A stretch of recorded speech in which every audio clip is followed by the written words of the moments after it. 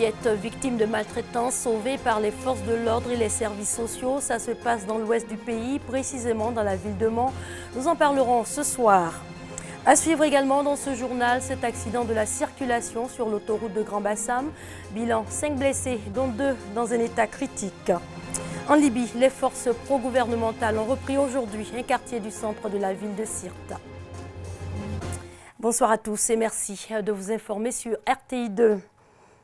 Elle a vécu le calvaire, cette fillette âgée de 8 ans, enfermée dans une pièce depuis plusieurs jours par une femme se disant sa tante.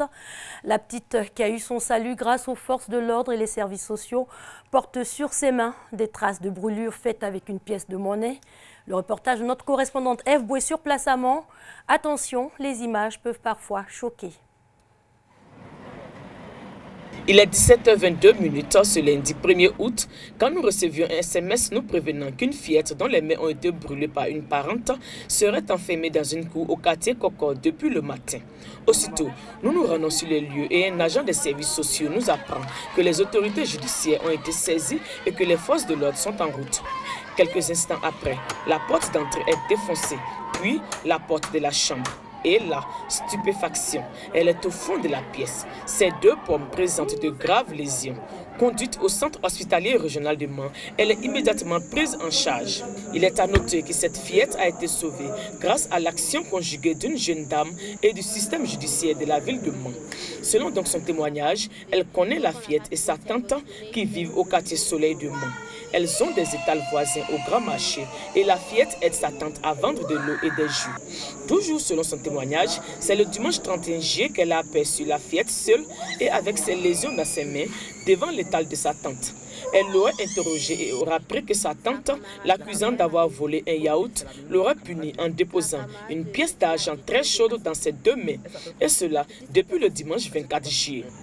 Écœurée, elle porte l'affaire le lundi matin très tôt devant les services sociaux et le système judiciaire. Et la tante, sûrement qui sentait l'étau se refermer sur elle, serait allée confier la fillette à une de ses amies résidant au quartier Coco. Et c'est là qu'elle a été libérée. Pour l'heure, après les premiers soins prodigués, elle se repose.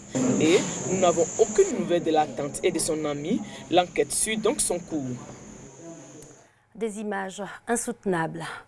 5 blessés, dont 2 dans un état critique. C'est le bilan de l'accident qui s'est produit aujourd'hui sur l'autoroute de Grand Bassam, au quartier Jean Folly. Le reportage de Mamadou Kouassi.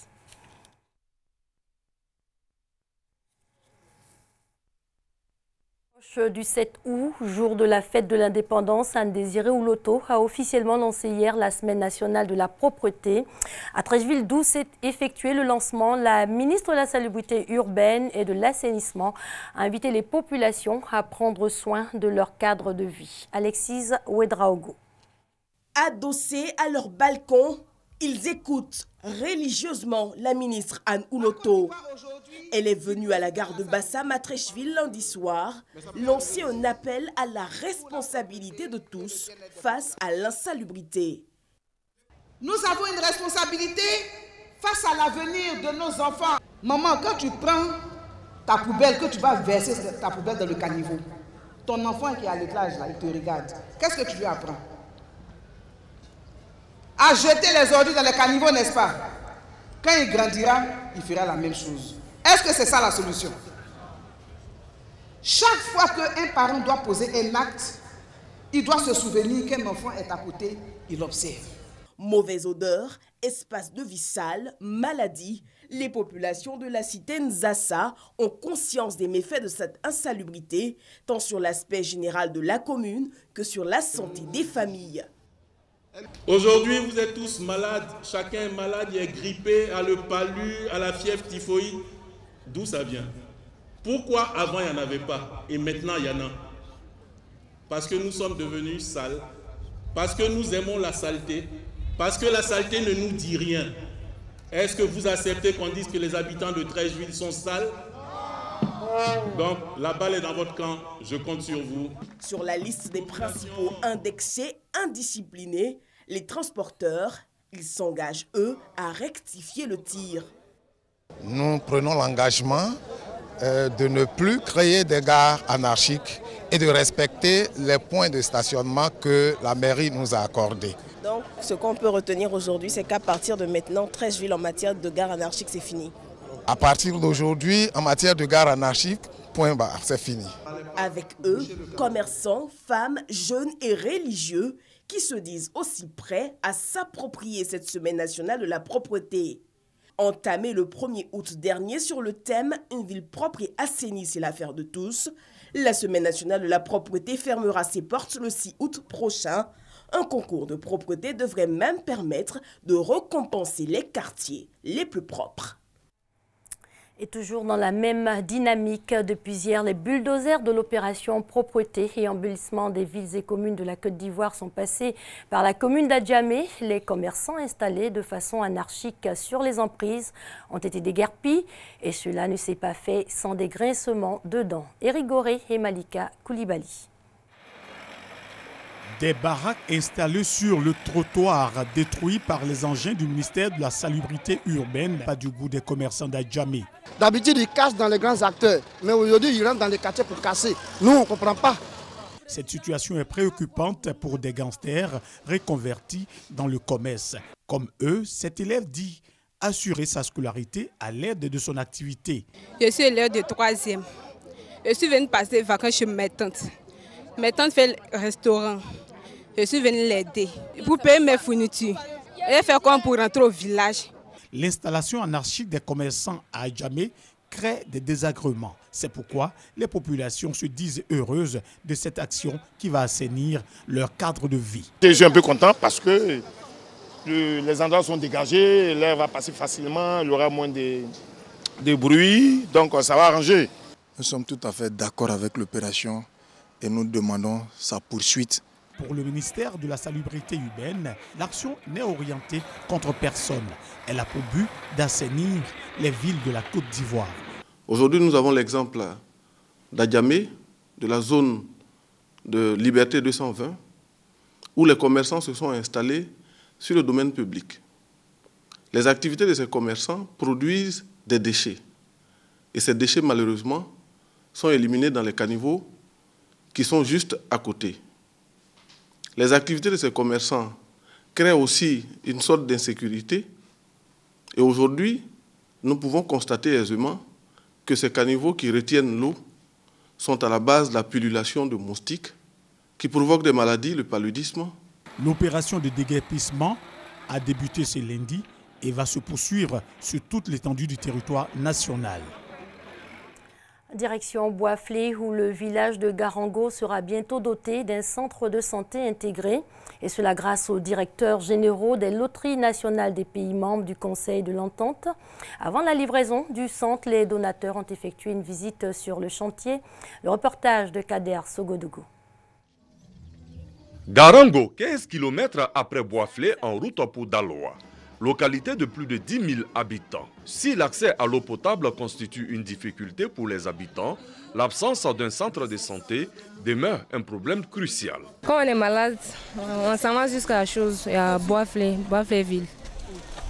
Souvent, bien sûr, tu n'as pas la chance pour avoir voiture même pour partir. C'est trop difficile. La personne peut mourir, quoi. J'ai accouché à Boisflé. Petite partie là, j'ai fatigué. Dans environ 3 mois, les populations de Garango n'auront plus besoin d'aller jusqu'à Boisflé pour recevoir des soins médicaux. Les loteries nationales des pays membres du Conseil de l'Entente, dans le cadre d'une action sociale, dotent ce gros village d'un centre de santé intégré avec dispensaire, maternité et logement. Un projet d'un coût de plus de 150 millions de francs CFA. Le chantier a été visité par les directeurs généraux des loteries nationales venus du Togo, du Bénin, du Burkina Faso, du Niger et de la Côte d'Ivoire. Une visite des chantiers et surtout rassurer nos pairs du Conseil de l'Entente pour dire que les cotisations ont bien servi à l'œuvre communautaire. Nous avons pris l'engagement que le centre de santé de Garango sera opérationnel d'ici la fin de l'année.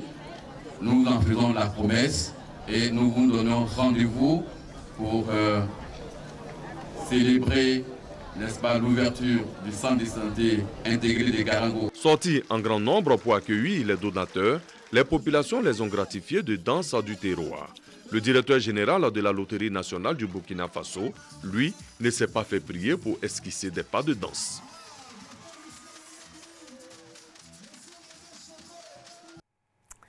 La rentrée scolaire 2016-2017 aura lieu le 12 septembre, mais avant cette date, les COGES issus des inspections de l'enseignement primaire de Bouaké se mobilisent. En plus de meilleurs résultats pour les candidats au CPE l'année prochaine, ils s'engagent aussi à réhabiliter les salles de classe détruites par les dernières tornades. Kwayo Kwame et Soro Corona. Remettre en état les toitures des salles de classe décoiffées par les dernières tornades avant le 12 septembre, date de la rentrée scolaire 2016-2017. Créer un cadre propice et agréable aux études. Telles sont les décisions prises par les responsables de l'Union des 16 COGES des inspections de l'enseignement primaire de Bouaké Air France et Ngatakro. Rencontre qui a permis de faire le bilan des activités de l'année scolaire écoulée. Plus de 90% de taux de réussite au CPE, bilan jugé satisfaisant. Nous sommes en train de voir avec les inspecteurs pour que nous puissions harmoniser les choses et qu'avant la rentrée, tout le monde soit au même niveau. Il faut prendre les dispositions pour ne pas que les enfants reviennent aussi et qu'ils aillent dans les petits serpents. Il faut arranger le cadre de vie des enseignants et il faut faire en sorte qu'il y ait une compréhension mutuelle entre enseignants et les parents d'élèves, entre enseignants et sa hiérarchie, et puis entre eux-mêmes. Les comités de gestion des établissements scolaires ont été instaurés dans les écoles primaires et secondaires publiques pour régler les problèmes quotidiens relatifs à l'environnement physique et moral, à savoir l'entretien et l'équipement des bâtiments, l'encadrement des élèves et des enseignants, l'union des 16 COGES des inspections de l'enseignement primaire de Bouaké Air France et Ngatakro regroupe 32 écoles. Et puis en bref, la France rend un dernier hommage au père Jacques Hamel. Une semaine après l'assassinat du prêtre par 2 djihadistes. Ses obsèques ont été célébrées ce jour à Rouen. Plus de 2000 personnes dans la cathédrale et des centaines à l'extérieur. Le père Jacques Hamel sera inhumé dans un lieu tenu secret. En Libye, les forces pro-gouvernementales ont repris aujourd'hui un quartier du centre de la ville de Sirte. La veille, l'aviation américaine y a mené des frappes contre des cibles djihadistes. Thomas Guessambi. Les premières frappes américaines contre des cibles précises de Daesh ont débuté ces premiers jours du mois d'août sur Sirte, principal fief du groupe État islamique en Libye, a annoncé ce lundi le Premier ministre libyen Fayez al-Sarraj. L'une de ces frappes a détruit un char de l'EI et une autre a visé 2 véhicules de djihadistes, a souligné le porte-parole du Pentagone, Peter Cook. De son côté, le porte-parole de la Maison-Blanche a expliqué que le président Barack Obama avait autorisé les forces armées américaines à effectuer des frappes en Libye pour venir en aide au gouvernement national reconnu par la communauté internationale. Une aide qui se limitera qu'aux frappes aériennes et au partage de renseignements. Et pour terminer, c'est une première en Afghanistan. Une femme gouverneure d'une province, Massouma Mouradi, 37 ans, vient ainsi de briser un tabou dans une société peu accoutumée à l'autorité des femmes. Entourée de conseillers masculins, moins d'1 an après sa nomination, elle se débat contre un sexisme à peine voilé. Une femme dans un monde d'hommes. Dans un pays où le sexisme est à peine voilé, Massouma Mouradi est la seule Afghane à occuper un poste de gouverneur. En tant que femme, c'est difficile de travailler en Afghanistan. Ça demande beaucoup de courage. Je dois être suffisamment forte pour faire face aux pressions politiques et sociales. Déterminée mais aussi expérimentée, Massouma a un parcours sans faute, hautes études, puis passage à la commission électorale afghane avant d'être nommée gouverneur. Mais dans les rues de sa province, ce n'est pas ça que l'on retient. Elle ne peut pas être aussi forte qu'un homme. Un jour, elle était en visite dans un quartier et son convoi a été pris en embuscade. Elle s'est enfuie. Un homme n'aurait jamais fait ça. Une réaction qui illustre bien les mentalités en Afghanistan. Et le soutien du président afghan Ashraf Ghani, qui a par ailleurs inclus 4 femmes dans son gouvernement, n'y change pas grand-chose. Les traditions sont telles dans ce pays que tout le monde n'est pas prêt à se voir dirigé par une femme. C'est pourquoi l'UNDP et la communauté internationale estiment que la gouverneure de Daïkoundi et toutes les dirigeantes du pays ont besoin de tout le soutien qu'on peut leur apporter. Mère de 2 enfants, Mouradi dispose en tout cas du soutien inconditionnel d'au moins un homme, son mari, et lui aussi a reçu sa dose de commentaires machos. Mes amis me taquinent et disent que je suis devenu une nounou ou un secrétaire et je dois prendre sur moi. Mais je suis content que Mme Mouradi soit gouverneure et je la soutiens.